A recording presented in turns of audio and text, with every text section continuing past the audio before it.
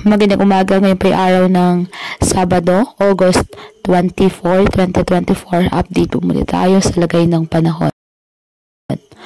Ayon sa Pag-asa, southwest monsoon o habagat ang nakakapekto sa western section ng Southern Luzon, Visayas at Mindanao.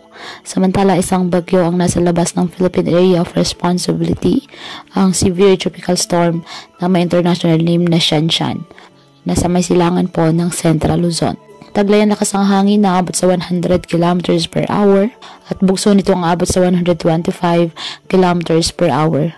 Ang nasabing bagyo ay malayo po sa ating bansa at wala pong direktang epekto sa lagay ng panahon at mababa naman sa ngayon ang tsansa nito na pumasok ng ating bar.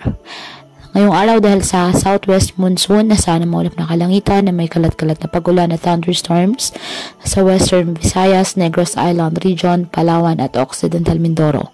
Ang Zamboanga Peninsula, Basilan, Sulu at Tawi-Tawi, bahagyang maulap hanggang sa maulap na kalangitan with isolated rain showers or thunderstorms dahil pa rin po sa habagat. Apektado naman ng mga localized thunderstorms ang Metro Manila at lalabing bahagi ng ating bansa.